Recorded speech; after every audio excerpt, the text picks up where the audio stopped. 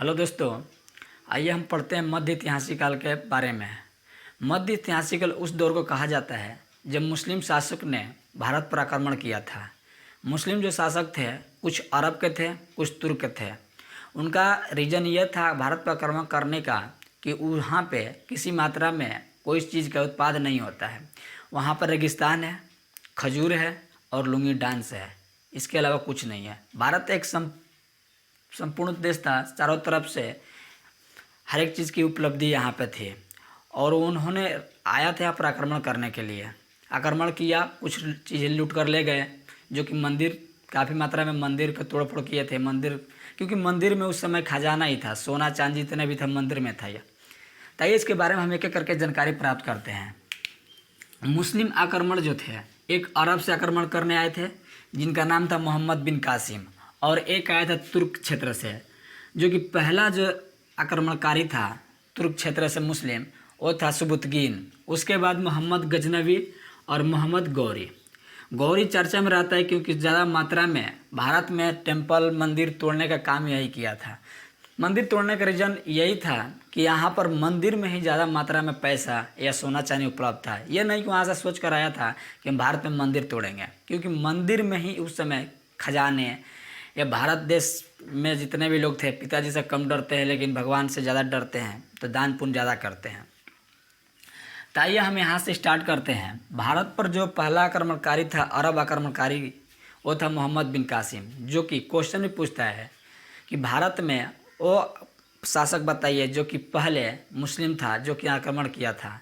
तो मोहम्मद बिन कासिम, इसने 712 ईस्वी में आक्रमण किया था, जो कि रावत के युद्ध में सिंध के राजा जो थे दाहिर के ऊपर आक्रमण किया था। जो सिंध के राजा थे दाहिर, उनके ऊपर आक्रमण किया। आक्रमण करने के बाद वो जीत प्राप्त किया। उसके बाद 713 ईस्वी में मुल्तान के ऊपर आक्रमण किया, जो कि ये भी जीत दर्ज किया। उसके बाद जीत दर्ज करने के बाद ये वापस आया था तो वापस चला गया, लेकिन कुछ राजधानियां बना कर गया। इसने जीतते हुए क्षेत्र की राजधानी अलमसूरा को बनाया और कुछ जिम्मेदारी देकर चला गया किसी को, वो अभी आगे पढ़ेंगे। मोहम्मद बिन कासिम ने भारत में जजिया कर लगाया।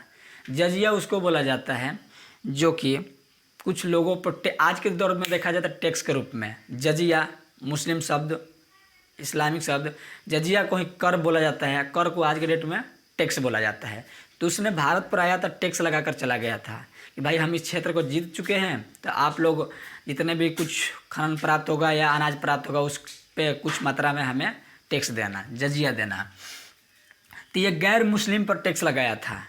मुस्लिम पर टैक्स नहीं लगा था, गैर मुस्लिम मतलब कि हिंदू समाज या दूसरे और जो थे उन पर लगाया। लेकिन 5 लोगों को इसने छूट दिया। वो थे बूढ़ा व्यक्ति, बच्चा, औरत, विकलांग और ब्राह्मण। ब्राह्मण से आज के डेट में भी लोग डरते हैं कि शराब ना दे दे पंडित जी।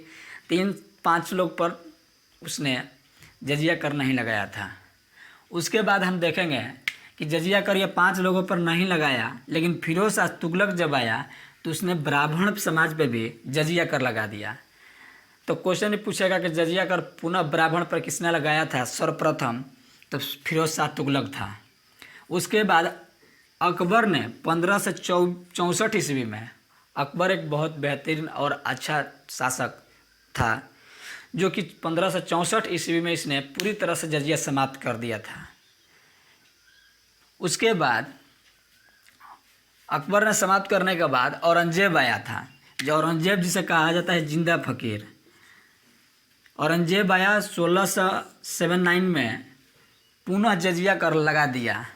जजिया कर अकबर ने समाप्त किया था, पुनः जजिया कर लगा दिया। उसके बाद पूरी तरह से जजिया कर, लास्ट में यही पूछेगा क्वेश्चन कि पूरी तरह से जजिया कर किसने समाप्त किया था। तो पूरी तरह से जजिया कर समाप्त किया था मोहम्मद शाह। इसको रंगीला बादशाह भी बोला जाता है।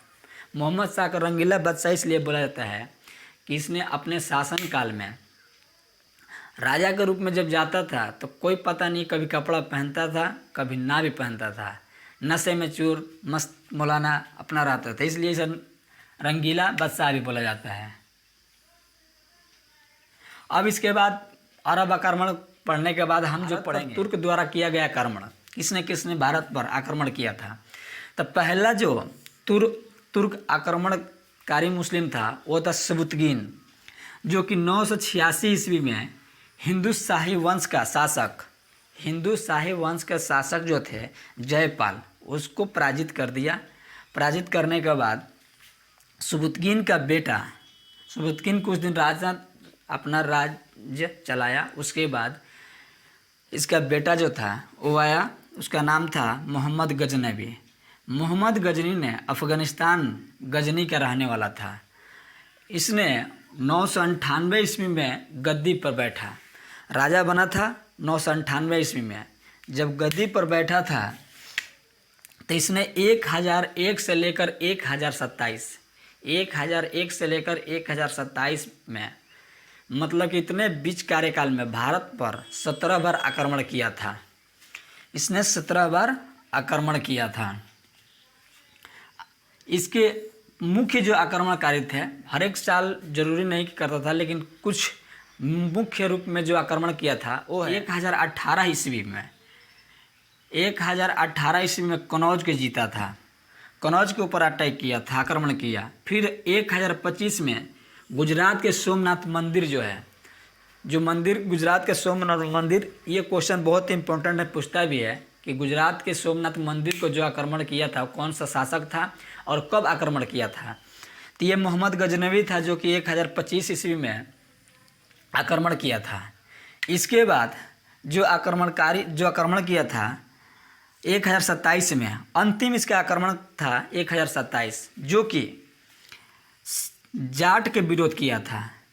उधर से लौटते समय कहा जाता है कि उधर से लौटते समय जाटों ने विरोध किया था, तब पुनः ये वापस गया और जाने के बाद फिर वापस आया था जाट के साथ युद्ध करने के लिए। उसके बाद मोहम्मद गजनवी के इतिहासकार, ये इतिहास राजा उस समय आपको पता है कि इतिहासकार लेखक सब कुछ लेकर आते थे। फिरदौसी नाम का एक इतिहासकार था जो कि शाहनामा किताब लिखा। अलबरूनी नाम का एक इतिहासकार था जो कि किताबुल हिंद नामक किताब लिखा था, इतिहासकार थे। लास्ट में ये हम पढ़ेंगे कि मोहम्मद गजनवी को मूर्ति भंजक कहा जाता है। मूर्ति भंजक का मतलब कि मूर्ति तोड़ने वाला, ज़्यादा मात्रा में मूर्ति तोड़ने वाला मोहम्मद गजनवी था, जो कि मूर्ति तोड़ा था। वीडियो को जरूर पसंद करेंगे, इसके लिए धन्यवाद।